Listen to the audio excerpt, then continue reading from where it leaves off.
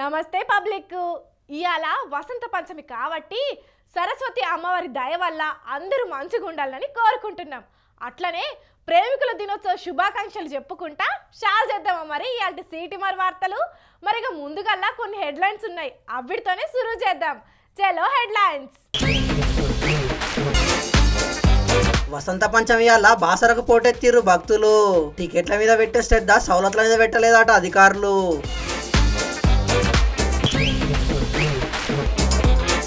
అధికార ప్రతిపక్షాల నడుమ మాటల యుద్ధం నడిచింది అసెంబ్లీలా. కంచెలు పెట్టి అడ్డుకున్నందుకు కారు పార్టీ ఎమ్మెల్యేలు గరమయ్యారు సర్కారు మీద.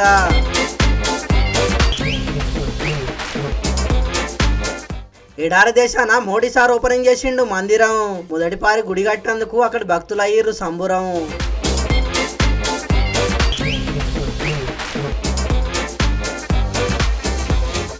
ముద్దుల కోసం ఆర్జీవిగా మారిన గంగులు.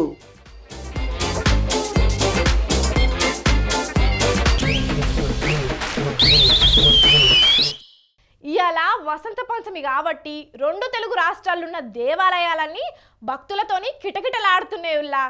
సరస్వతీదేవి అలంకారంలా దర్శనమిచ్చే అమ్మవారిని ఈరోజు దర్శనం చేసుకుంటే మంచిదనే ఉద్దేశంతో మస్తు మంది భక్తులు దేవాలయాల బాట పట్టిర్రు. మరి ఆ ముచ్చట్లన్నీ ఆడుచుకుందాం పాండ్రి.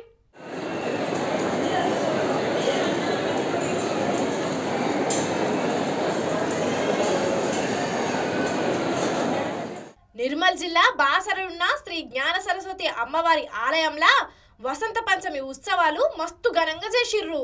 తెల్లారంగా 2:30 సందే ప్రత్యేక పూజలు షాల్ చేసిర్రు అక్కడే అయ్యవార్లు.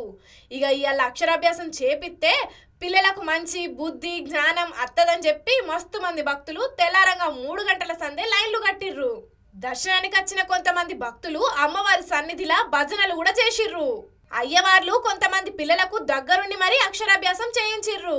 వసంత పంచమి సందర్భంగా ప్రభుత్వం తరపున అమ్మవారికి దేవాదాయ శాఖ additional commissioner Jyothi, Adilabad MP Soyam Bapurao, MLA Ramarao Patel, MLC Dande Vithal అమ్మవారికి పట్టు వస్త్రాలు సమర్పించిండ్రు. అటెంక మాట్లాడిన లీడర్లు బాసర అమ్మవారి సన్నిధిలా పిల్లలకు అక్షరాభ్యాసం చేయిస్తే ప్రయోజకులు అవుతారని నమ్మకంతో ఇక్కడికి వేల మంది భక్తులు వస్తున్నారని అన్నారు. ఎంపీ సోయం బాపురావు సార్ మాట్లాడుకుంటా ఆ ప్రభుత్వం నిర్లక్ష్యం వలన ఇవాళ భక్తులందరికీ కూడా చాలా ఇబ్బందులు అవుతున్నాయి.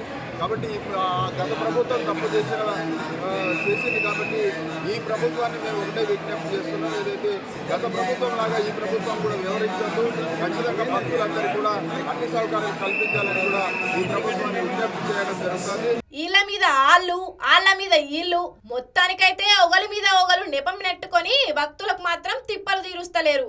మరి అలా భక్తులు బగ్గమంది వచ్చిర్రు కాబట్టి సౌలతులు ఎట్లా చేసిర్రు అన్నది గీసారి చెప్తున్నాడు ఇనుండ్రి. శ్రీ జ్ఞానసరస్వతి దేవస్థానంలో ఈరోజు వసంత పంచమి సందర్భంగా భక్తులు అధిక సంఖ్యలో వచ్చారు. ఇప్పటికీ 600కు పైగా, అంటే 3 గంటలకు ప్రారంభించాము. 600 నుంచి 700కు పైగా 1000 రూపాయల అక్షరాభ్యాసాలు జరిగాయి. కొంచెము ముందుగా కొంచెం మందకొడిగా సాగినా ఇప్పుడు బాగానే ఎలాంటి ఇబ్బంది లేకుండా జరుగుతుంది. ఇప్పుడు వాళ్ళకు పాలు కూడా ఇవ్వడం జరిగింది, మంచినీరు పాలు కూడా సప్లై చేయడం జరిగింది. కొంచెం అంటే అనుకున్న దానికంటే అధిక సంఖ్యలో భక్తులు వచ్చారు.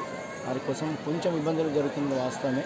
అయినప్పటికీ ఎలాంటి ఇబ్బంది కలగకుండానే లోపల కూడా అర్చకులను కూడా ఎక్కువ పెట్టాము. సౌకర్యాలు చేసినామని చెప్పిండు గాని మోక మీద మాత్రం కథంతా వేరే ఉన్నది. క్యూ లైన్లల్లా సౌలతులేం లేకపోవట్లా చిన్న పిల్లగాళ్లను పట్టుకొని దర్శనానికి వచ్చిన భక్తులు మస్తు ఇబ్బందులు పడ్డారు. అన్ని లైన్లు కలిపి ఒకటే చోట పెట్టారు. ఇట్లా చిన్న పిల్లలు మెయింటెనెన్స్ లేదు, ఏమి ఎండోమెంట్ డిపార్ట్మెంట్ వాళ్ళు ఎందుకు కలెక్షన్ కోసమా ఉంది అక్కడ? ఇవన్నీ చూసుకోవడానికి కదా, ప్లానింగ్ లేదు, ఏం లేదు. పిల్లలు ఎంత ఇబ్బంది పడుతున్నారు పాపం. తెల్లారంగా 4 గంటలకు వచ్చినా ఇంకా దర్శనం కాలేదట. చిన్న పిల్లలను పట్టుకొచ్చినందుకు పార్షాన్ అవుతున్నదని దేవాదాయ శాఖ మీద మస్తు గరానికి వచ్చిర్రు చాలా మంది భక్తులు. మరిగ జనాల లోపట భక్తి పెరుగుతున్నది కాబట్టి ఈ నడుమ దేవాలయాలకు వచ్చే భక్తుల సంఖ్య పెరుగుతున్నది. కాకుంటే సౌకర్యాల పేరు మీద టికెట్లు పెట్టి పైసలు వసూలు చేస్తున్న అధికారులు మాత్రం సౌకర్యాలు కల్పియకపోవట్లా దూర ప్రాంతాలకెంచి వచ్చిన భక్తులు ఇయాల బాసల్లా మస్తు తిప్పలు పడ్డరు.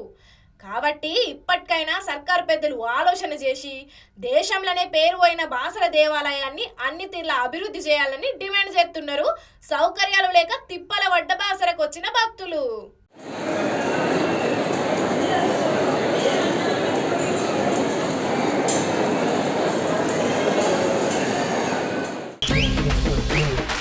ఓ దిక్కు బడ్జెట్ సమావేశాలు జరుగుతుండగానే కారు పార్టీ నిన్న చలో నల్గొండ పేరు మీద సభ పెడితే అటు సర్కార్ కూడా ఎమ్మెల్యేలను మేడిగడ్డ టూర్కు తీసుకుపోయింది. ఇవాళ అసెంబ్లీ సమావేశం మొదలైన కాడ నుంచి అధికార విపక్ష పార్టీల నడుమ మాటల యుద్ధం జోరుగానే నడిచింది. ఆఖరుకు బీఆర్ఎస్ పార్టీ ఎమ్మెల్యేలంతా సభకించి వాకౌట్ చేసి బయటికి పోయే పరిస్థితి వచ్చింది. మరి ఆ ముచ్చట్లెందుకు పురాగార్చుకుందాం పాండ్రుల్లా.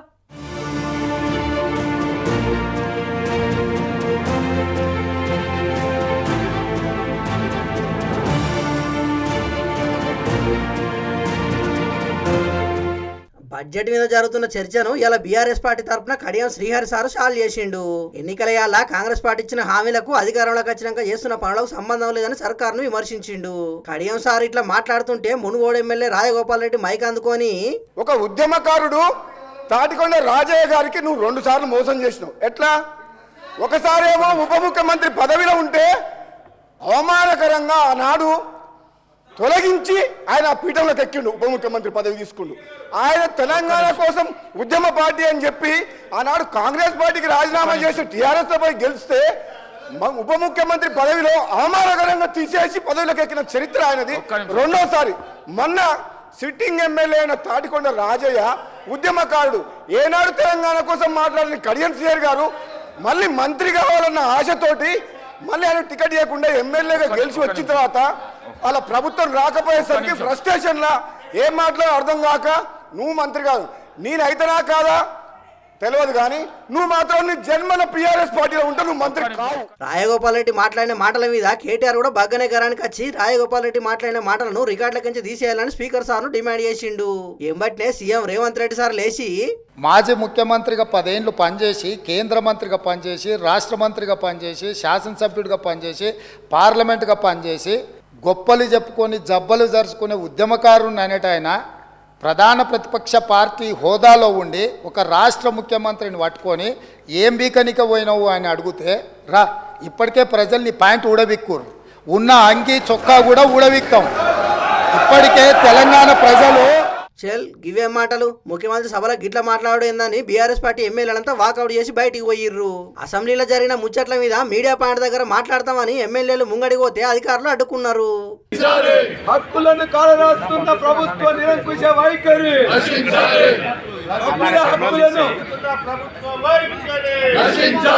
ప్రతిపక్షం యొక్క గొంతు నొక్కుతున్న ప్రభుత్వ వైఖరి, ప్రతిపక్ష గొంతు నొక్కుతున్న ప్రభుత్వ వైఖరి. అధికారులతోని ఎంత మాట్లాడినా లోపలికి పోనీయకపోయే వరకు బీఆర్ఎస్ పార్టీ ఎమ్మెల్యేలంతా అక్కడనే కూకుండి నిరసన చేసిర్రు.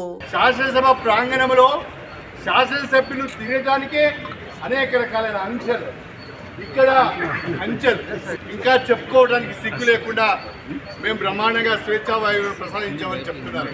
దీన్ని మేము తీవ్రంగా ఖండిస్తున్నాం. తెలంగాణ ప్రజలు కూడా గమనించవలసిందే నేను కోరుతున్నాను. గౌరవ ముఖ్యమంత్రి గారు కానీ సభ్యులు కానీ సభా సాంప్రదాయాలను పాటించడం లేదు. ముఖ్యమంత్రి గారు మేము చెప్పలేని భాషలో సభలో రికార్డ్స్లోకి పోయే విధంగా ప్రతిపక్ష నాయకుల గురించి మాట్లాడుతున్నారు. అంటే మామూలు జనాలు తెలంగాణలో ఎక్కడైనా తిరిగే స్వేచ్ఛ ఉన్నది కానీ ఎమ్మెల్యేలకు మాత్రం అసెంబ్లీలోనే స్వేచ్ఛగా తిరిగే పరిస్థితి లేదన్నట్టున్నది. పోండ్రి వీళ్ళ మాటలు చూస్తుంటే మొత్తానికైతే అసెంబ్లీలో ఒకరినొకరు తిట్టుకునే సరిపోతున్నది కానీ ప్రజా సమస్యలు మాత్రం పక్కకే పోతున్నాయని అంటున్నారు అధికార ప్రతిపక్షాల పనితనం చూస్తున్న పబ్లిక్. చూడాలి మరి అసెంబ్లీ సమావేశాలు రేపట్ల ఎట్లా ఉంటాయో.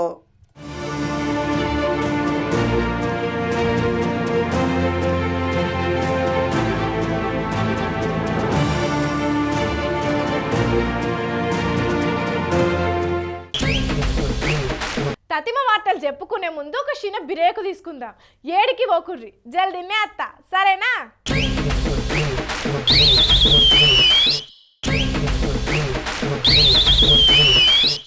అబ్బా జర్రాన్ని నీళ్లు తాగే వరకు కడుపు చల్లబడ్డదిల్లా. చలో ఇక మిగిలిన వార్తలు ఇంకేమున్నాయో అన్నిటి మీద ఓ నజరేద్దాం పాండ్రుల్లా.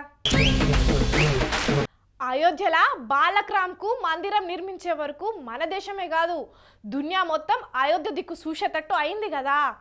ఇప్పుడు ఎడారి దేశాన కట్టిన స్వామి నారాయణ మందిరం కూడా దునియా దృష్టిని ఆకర్షిస్తున్నది.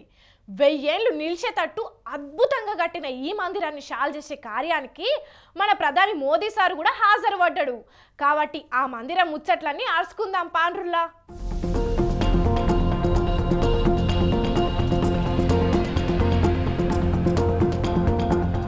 అరబ్బు దేశంలో కట్టిన గుడి ఓపెనింగ్ కు పోయిన ప్రధాని మోదీ సార్ కు అక్కడి ప్రభుత్వంతో నట్టుగా జనాలు ఘన స్వాగతం పలికిర్రు.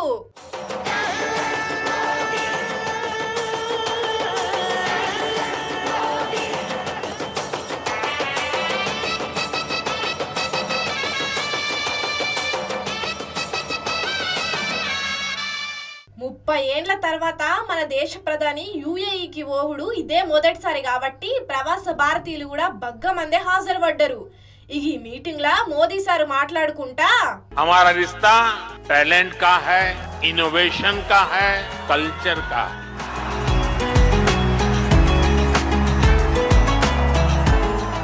भारत और यूएई वक्त की कलम से दुनिया की किताब पर एक बेहतर भाग्य का हिसाब लिख रहे हैं। भारत और यूएई की दोस्ती हमारी साझा दौलत है। हकीकत में हम अच्छे भविष्य की बेहतरीन शुरुआत कर रहे हैं। ఆడ పెట్టిన మీటింగులా మన దేశం గొప్పతనం గురించి చెప్పిన మోదీ సారు అటెంకా యుఏఈలో కూడా యూపీఐ సేవలు షాల్ చేసిండు. ఇయ్యాల అబుదాబిలున్న అబుమురాకి ఏరియాల 27 ఎకరాల కట్టిన స్వామినారాయణ గుడి ఓపెనింగ్ కార్యంలో పాల్గొన్నాడు.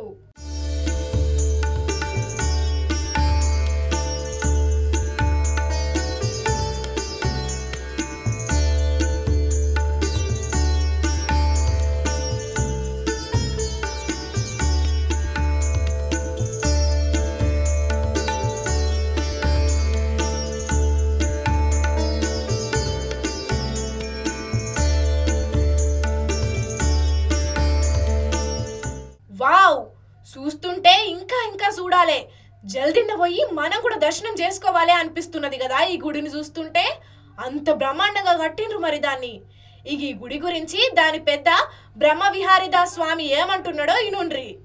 The temple is a huge comfort, not just the Indian community but the spiritual community of the UAE. We all know for hundreds of years our forefathers have been praying that may there be a beautiful temple in this part of the world.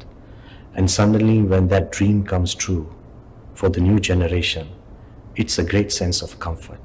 2019 ఏప్రిల్లో ఈ గుడికి శంకుస్థాపన చేస్తే ఇప్పుడు పూర్తయింది. Crowns prince of Abu Dhabi UAE సాయుధ దళాల deputy supreme commander Mohammed bin Zayed Al Nahyan ఈ గుడి కట్టేటందుకు 2015 సంవత్సరంలో 13.5 ఎకరాల భూమిని విరాళంగా ఇచ్చిండు. 2019లో యుఏఈ ప్రభుత్వం ఇంకో 13.5 ఎకరాలను గుడి కట్టనీకి గిఫ్ట్ కింద ఇచ్చింది. మొత్తానికైతే అట్లా మొత్తం 27 ఎకరాల జాగల 200 కోట్ల రూపాయలు ఖర్చు పెట్టి భోజ సన్యాసి అక్షర పురుషోత్తం స్వామినారాయణ సంస్థ ఈ గుడిని కట్టింది. ఈ గుడిని కాంక్రీటు, స్టీలు, సిమెంట్ వాడకుండా మొత్తానికి మొత్తం రాజస్థాన్ కెంచి తీసుకుపోయిన 27,000 టన్నుల పాలరాయితో నట్టుగా ఇటలీకెంచి పట్టుకపోయిన గులాబీ రంగు రాయితోని కట్టిండ్రు. యుఏఈలో ఉన్న మొత్తం 7 ఎమిరేట్స్ కు ప్రతీకగా 7 గోపురాలను తీర్చిదిద్దిన ఈ మందిరం 1000 ఏళ్ల దాకా చెక్కు చెదరకుండా అన్ని జాగ్రత్తలు తీసుకున్నారట. ఈ మందిరం సముదాయంలో రామాయణం, మహాభారతం, భాగవతం, శివపురాణాల కథలను వివరించే 7 మందిరాలు ఉన్నాయి. ఈ శిఖరాల మీద వెంకటేశ్వర స్వామి, నారాయణుడు, జగన్నాథుడు, అయ్యప్ప దేవుళ్ళకి సంబంధించిన వర్ణనలు అందంగా చెక్కిండ్రు. అట్లనే పంచభూతాలైన భూమి, నీరు, అగ్ని, గాలి, ఆకాశంను సూచించే విధంగా డోమ్ ఆఫ్ హార్మోని ఏర్పాటు చేసిర్రు. అట్లనే ఈ ఆలయం గోడల మీద గుర్రాలు, ఒంటెలు, ఏనుగుల బొమ్మలను కూడా చెక్కిర్రు. 108 అడుగుల ఎత్తుతోని పశ్చిమాసియాలనే అతిపెద్ద హిందూ దేవాలయంగా పేరు పోయిన ఈ గుడిలా సుమారు 10,000 మంది దాకా ఉండవచ్చునట. ఈ గుడి ప్రధాన ద్వారం దగ్గర అయోధ్య రామ మందిర రూపాన్ని 3D రూపంలో ఏకశిల మీద చెక్కిర్రు. ఇక ఎడారి దేశం కాబట్టి అక్కడ కృత్రిమంగా గంగా యమున నదులు ప్రవహిస్తున్నట్టు జలపాతం ఏర్పాటు చేసిర్రు. ఇక ఈ ఆలయం పునాది భాగంలో 100 సెన్సార్లు అట్లనే ఆలయం మొత్తం కలిపి 350 సెన్సార్లని ఏర్పాటు చేసిర్రు. ఇవి భూకంపాలు వాతావరణంలో వచ్చే మార్పులను ఎప్పటికప్పుడు రికార్డు చేస్తాయట. మొత్తానికైతే దునియా దేశాలున్న జనాలంతా మతాలకు అతీతంగా దర్శనం చేసుకునే తీరుగా ఏర్పాట్లు చేసిర్రట. మరిగా పబ్లిక్ మీకు కూడా వీలుంటే పోయి చూసి రాండ్రి, సరేనా?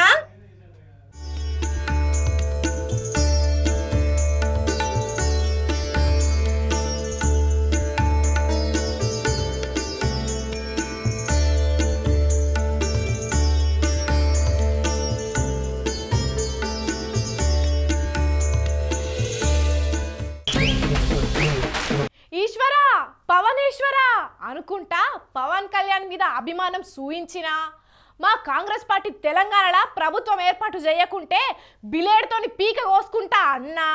మొత్తానికైతే ఏది చేసినా మన బండ్ల గణేష్ సారు రూటే సపరేట్ ఉంటుందిలా. కాంగ్రెస్ పార్టీ తెలంగాణలో అధికారంలోకి వచ్చింది కాబట్టి ఎంపీగా పోటీ చేసి పార్లమెంటుకు పోదామని అనుకుంటే ఇప్పుడు అరెస్ట్ అయ్యి జైలుకు పోయే కథకొచ్చింది. అయ్యో మా బండ్లను జైలుకు పోయే పరిస్థితి ఎందుకు వచ్చిందంటారా? అయితే మీరు ఈ వార్త చూడాల్సిందే, మీకే తెలుస్తుంది.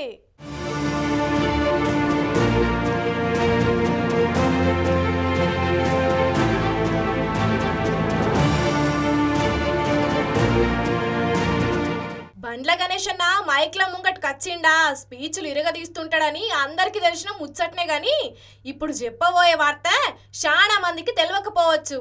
నిర్మాతగా పెద్ద పెద్ద సినిమాలు తీసుడే కాదు, పెద్ద ఎత్తున పౌల్ట్రీ బిజినెస్ కూడా చేస్తుంటాడు.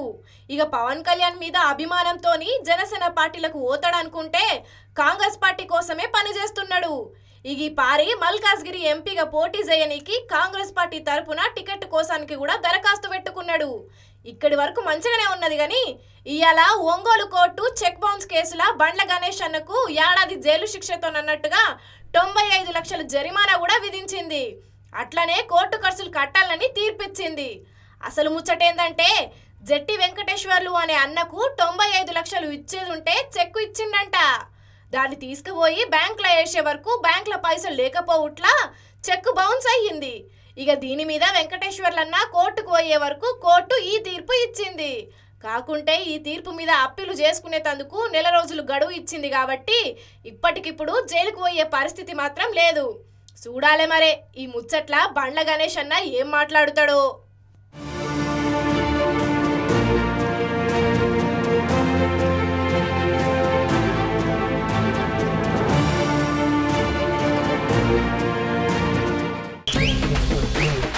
ఇదివరకు పోలీసులంటే ఎవ్వరికైనా మస్తు గుబులు ఉంటుండేది.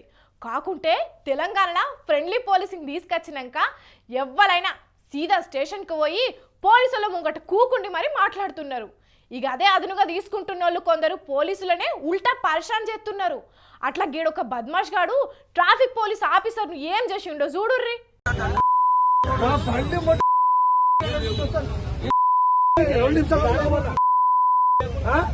తీసుకొని జైల్లో కొత్త కాదు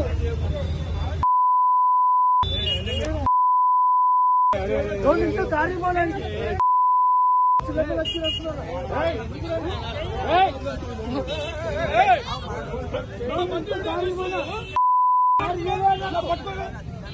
చూస్తున్నారాడుల్లా వీనికి బలుపెట్లున్నదో. ట్రాఫిక్ పోలీస్ సారును గల్లా పట్టుకొని మరి కొడుతున్నాడంటే వీన్ని ఏమనుడు చెప్పుండ్రి. హైదరాబాద్ అంబార్పేటలున్న ఆలీకెఫ్ దగ్గర జరిగింది ఇది. బొత్తవల్గా మందు తాగిన ఈ మోతేవారిని రాంగ్ రూట్లో పోవద్దన్నందుకు సీదా కానిస్టేబుల్నే కొట్టిండు. అరే ఆగ్రాబాయ్ అన్న కూడా ఆగకుండా అక్కడున్నోళ్ళందరినీ ఆగం పట్టించిండు.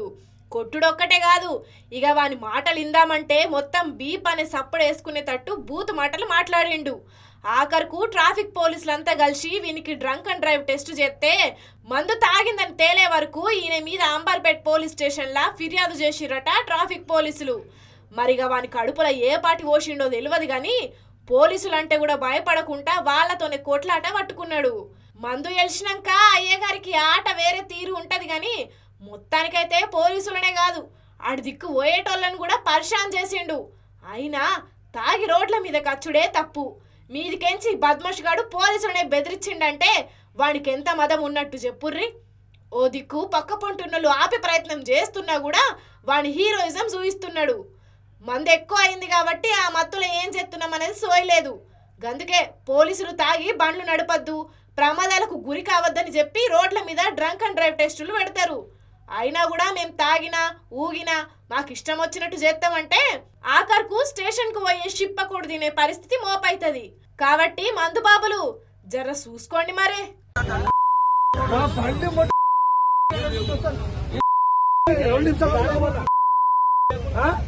తీసుకొని జైల్లో కొత్త కాదు.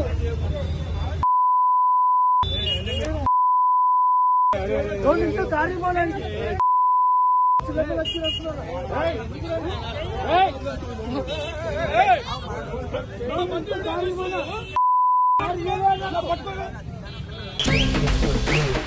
ఇగో ఇవ్వల్లా ఇయాల్టి సిటీ మార్ వార్తలు. మేము చెప్పిన అన్ని జబర్దస్త్గా ఉన్నాయిలే. ఇంకిన్ని మంచి మంచి ముచ్చట్లతోని మళ్ళా కలుద్దాం. అప్పటిదాకా చూస్తూనే ఉండుండ్రి మన స్వతంత్ర టీవీ. ఉంటాం వల్ల.